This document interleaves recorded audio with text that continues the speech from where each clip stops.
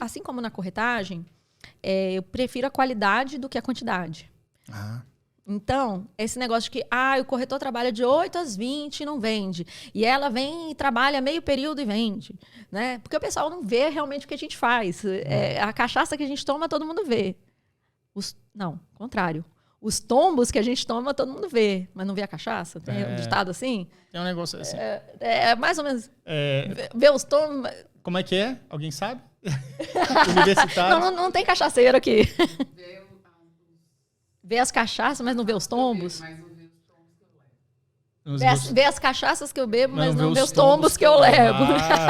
Às vezes a cachaça é para amortecer, para tirar a dor do último tombo. Para aliviar o último tombo. Para anestesiar, né? Anestesiar. O povo só vê o lado bom, não vê o que a gente faz por trás, né? Entendi. E isso, assim, eu acabei sofrendo muito, assim, em relação a isso na época, que eu era nova, mulher, né? Então... Era um mercado muito machista, com homens mais velhos. Então, eu sofria muito na época. Tinham todas aquelas teorias da conspiração. Ela só vende... Mas rolava esse negócio mesmo? Sim. Porque eu não sei, eu acho que todos os... Não, já teve corretor homem. Mas a maioria era mulher. Eu chegava lá nos stands e tinha muitas mulheres. As recepcionistas, né? Não. Tudo bem, recepcionistas. Mas me abordavam mulheres. Oi, eu sou a corretora X e... Antigamente era muito mais homens. Mais homem, tá. Muito mais. Hoje em dia, no ranking, é praticamente só mulher. Entendi. Mudou muito. Numa reunião que eu ia, hoje eu até comentei isso, eu fui numa reunião hoje que eu falei assim, nossa, é uma das reuniões que eu tô vendo que tem mais mulher do que homem. Porque antigamente era eu e mais 10 homens numa reunião. Eu e mais uma mulher e mais 20 homens. Não. Era assim, uma sala lotada de homens e só 2 mulheres. Então, aí viam as teorias da conspiração. Ela só vende porque ela tem contato. Ela só vende porque ela tá de conversinha com não sei quem. Então, assim, era muito machista. Assim, eu sofri bastante... Um negócio meio idiota isso, totalmente, né? totalmente. Assim, estigma nossa, idiota. No começo eu ficava louca com isso. Aí depois eu falei, enquanto ele fala... deixa eu vender mais um. Isso. Porque o resultado, cara, fala pela gente. A gente não deve dar ouvido pra hater, pra idiota. Quem me ensinou isso até foi o Marcos outro dia, né? Porque eu postei um negócio lá no Instagram que uma galera veio comentar. Não vou entrar em detalhe agora. Uhum. Aí, cara, eu falei, não, vou ser educado e vou responder. E quando você responde, o cara... Aí vem com outra baixaria, né? Outra baixaria, velho. É pombo enxadrista, velho. Não tem como você jogar xadrez com um pombo. Ele vai derrubar as peças, vai cagar no tabuleiro e vai sair voando. Ele ganhou. Fantástico. Não, velho. Fantástico. Pombo enxadrista. É isso mesmo.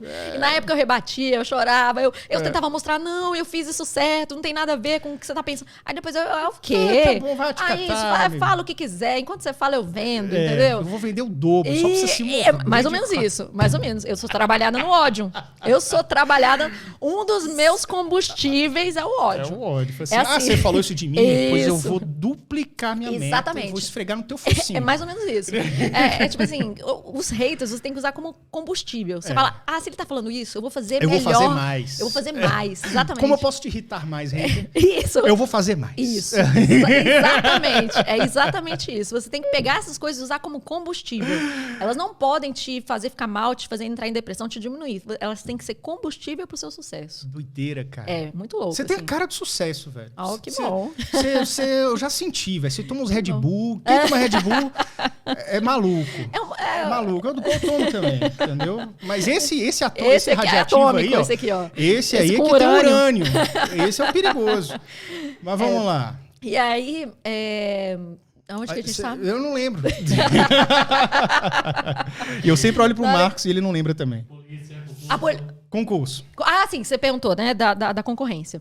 Então, assim como na corretagem, eu preferia qualidade do que quantidade. Então, o corretor fala, eu trabalho de 8 às 20, ela trabalha só meio período e vende. Eu estudo 8 horas por dia, 10 horas por dia, eu tô há 10 anos estudando e ela estudava só 3 horas por dia e passou? Mentirosa. Né? Então... Colou.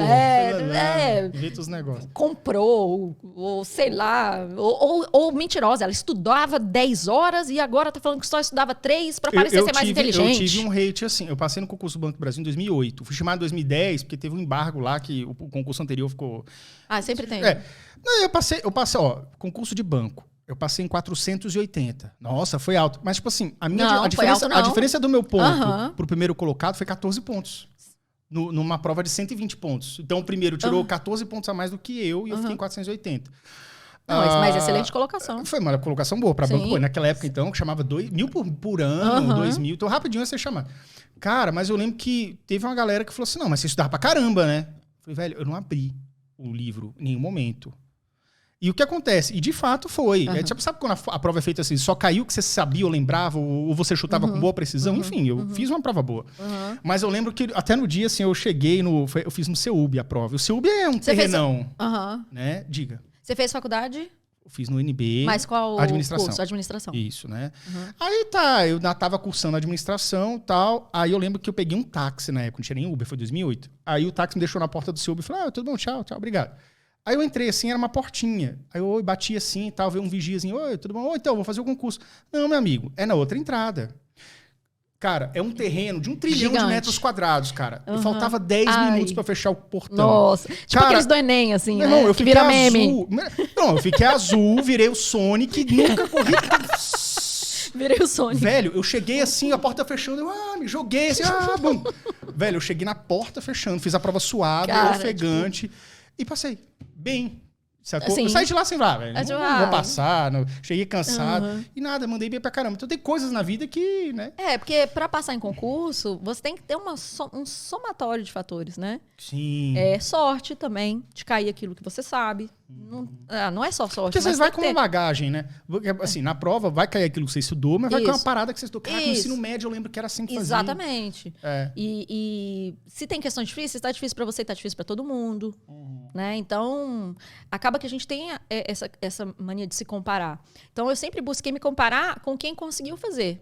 Então, assim, eu falo assim, gente, se tem alguém que passou nesse concurso, eu posso passar também. Se tem alguém que vendeu o imóvel, eu posso vender também. Se tem alguém que subiu no pódio, eu posso subir também. Boa. Então, eu sempre tive essa mentalidade de falar, caramba, alguém fez. Chegar em Marte. Pô, ninguém fez isso ainda, né? Eu posso ir. Por que eu não posso ser a primeira? Eu posso ser a primeira, né? Mas, assim, coisas na vida que você fala, cara, alguém já conseguiu. Eu tenho amigos que, eu até comento isso com eles, que eram micareteiros, só passavam de ensino, conselho de classe. E hoje são procuradores, promotores, juízes. Aí você vai, quem te viu, quem te veio. O cara era um vagabundo no ensino médio. E ele fala, meu irmão, como fez assim, a faculdade nas coxas. Aí ele fala assim, o segredo é o corote. Tá ligado? Porra, velho. Gente, não é assim...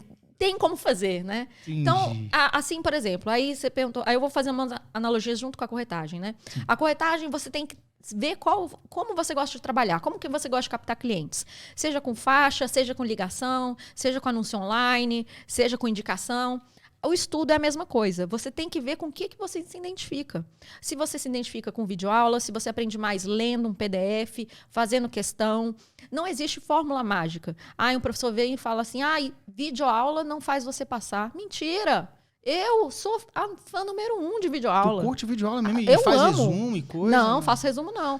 Porque a minha memória é muito visual. Então eu lembro de como o professor escreveu no quadro tal coisa. Nossa, agora, isso é uma habilidade muito sensacional. E cada um tem que descobrir como é que é a sua memória, como é que você se identifica mais, como é que você fixa mais o estudo. Nossa. Então, é tentativa e erro. Eu tentei fazer resumo, vi que eu não dava certo com resumo, porque eu fazia, demorava muito, não lia o resumo depois. Eu gosto muito de aula presencial.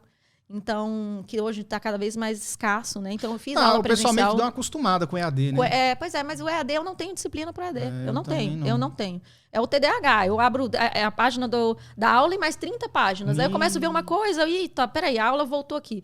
Então, é difícil. É difícil. Eu não consigo concentrar. Então, eu gosto muito de aula presencial. O povo fala, mas aula presencial, você perde tempo no deslocamento, no não sei o quê, a aula é mais devagar, tem pessoas... Na videoaula você pode acelerar. Ok, mas para mim funciona. Se para a pessoa funciona o online, maravilha também. Então, assim, o que eu fazia? Eu pegava 3, 4 horas por dia e estudava. Aí eu fazia aula presencial. Quando eu não estava em aula presencial, eu fazia aulões. Tinha muitos aulões na época. Foi quanto tempo? Bruto. Quando você começou até a prova? Então, bruto, eu vou falar assim... É porque é o seguinte, nesse inteirinho, assim, eu me inscrevi na prova e aí veio a pandemia. Na semana da prova. Então, a gente estava fazendo uma revisão na quinta-feira, a prova ia ser domingo. De repente, decretada a pandemia mundial, todo mundo em casa, lockdown. E a prova foi adiada umas 3 vezes. Pediu música no Fantástico. Caraca. Foi então, tipo mais um ano que foi? Porque rolou, demorou para ter a vacina. A gente brincava que estava fazendo bolo de aniversário, assim, da data da inscrição. Quando você tomar posse, eu estava aposentando. É mais ou menos isso. Eu já vou entrar na compulsória. Caraca. E aí, o que acontece? Aí, nesse período, aí eu desanimei. Aí eu fiquei uns 3 meses sem estudar.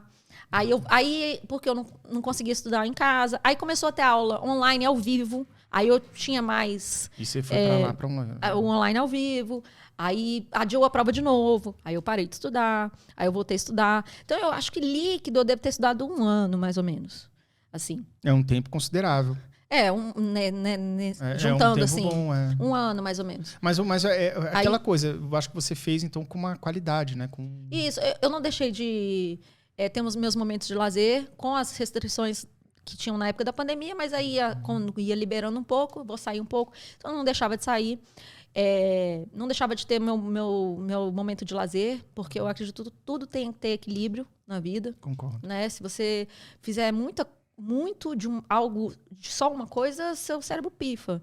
E acaba que não funciona e você entra num burnout aí, inclusive, né? Nossa, burnout é a pior coisa. Porque você entra pra você sair, meu amigo.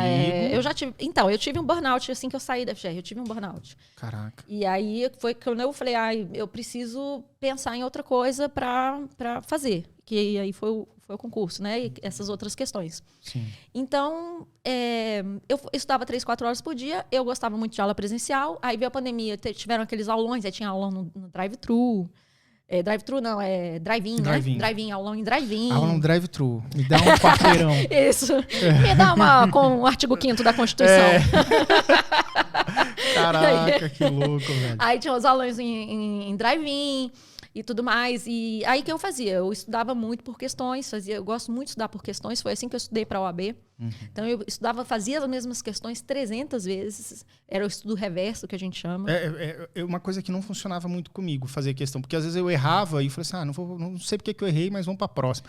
Mas na verdade é interessante você buscar o erro, né? Perfeito, você erra, você entende por que você errou e você fica com ódio de você ter errado e você nunca mais vai errar. Essa coisa ridícula! Isso, exatamente. Você trabalha no ódio, entendeu? Então, o que eu fazia? Eu ia direto ao ponto. Falava, o que cai mais estatisticamente na prova? Aí, por falar em estatisticamente, eu tive que estudar estatística, contabilidade e informática, coisas que eu nunca tinha visto na minha vida. Informática não era o Ctrl-C, Ctrl-V, era programação. Programação. Caraca, então, assim, estatística, meu Deus do céu, a derivada do não sei o quê. Eu sou de humanas. Contabilidade, que o débito não é crédito, o crédito não é débito. Meu Deus do céu. Então, eu tive que estudar coisas que, além de eu não estudar direito há 15 anos, eu tive que aprender coisas num período curto de tempo que eu nunca tinha visto na minha vida. E eu me desafiei, eu falei, eu vou aprender. Aí, o que eu fiz? Eu fiz um cursinho geral de todas as matérias, vi quais são as matérias que caem mais. A informática, a contabilidade e estatística. Então, vou fazer cursos específicos dessas matérias que caem mais e que eu tenho mais dificuldade, porque elas vão me dar mais pontos. Pô, isso é inteligência. Exato. Total. Você tem que utilizar essa inteligência estratégica na hora. Você tem que ver assim, não adianta eu só estudar direito penal, que eu amo direito penal, e eles caem 2 questões na prova, sendo que de informática caíram 20. Ou seja, informática tem um peso maior. Tem um peso maior. E tem gente que foge, tipo assim, não, vou estudar direito penal porque eu já sou bom, eu vou... Esse é o erro mais comum. Informática. Esse é o erro mais comum do concurseiro. Porque, novamente, você tem que aprender com quem já passou pelo caminho que você está passando. Entendi. Você nunca... Você teve algum coach, alguma orientação? Não. Você foi do teu método Dani mesmo? Na verdade, sim. Eu pegava um pouquinho de cada professor e o que interessava, o que fazia sentido para mim em cada fala de cada professor. E pessoas que também tinham passado por esse processo. Amigos e amigas que já passaram em concurso, conversando com eles. O que você fez? Qual foi o seu diferencial? Então, fiz toda essa pesquisa de campo e vendo o que eu me identificava, o que fazia sentido para mim. Cara, que top. Então, aí eu pegava a prova pensando assim, vamos lá. Estudei de tudo um pouco, fiz questões, essa matéria eu me garanto mais. Agora eu vou me forçar a estudar aquelas que eu odeio, mas que vão me dar quase metade da prova de ponto. Né? Então, eu foquei, peguei professores, os melhores professores especializados, não sei o quê. Cara, vou fazer aula com eles. Você não perdeu tempo, cara. Não e valeu, tipo assim, você deu um sangue 1 ano, pegou o melhor que tinha ali do professor da aula de não sei o quê e não perdeu tempo e foi embora. E quando você fala assim, deu sangue, não foi bem o sangue, porque eu fiz equilíbrio com a minha vida pessoal. Tanto que algumas amigas, eu peguei e saí de alguns grupos e falei assim, olha, pessoal, eu vou estudar e tal. Aí nessa hora você vê quem são seus amigos. Porque quem tá com você, mesmo nessa época, e ficou com você, é seu amigo. Mas aqueles que se afastam, ou que ficam assim, não vai estudar hoje não, vamos beber. Não, galera, tô focado aqui. Né? Exatamente. Então, você fala, não, eu já saí para beber um dia, mas 2 não. Aquela pessoa que não te entende, aquela pessoa que some. Isso é seleção natural da vida. É o joio separado do trigo. Isso é uma ótima seleção natural.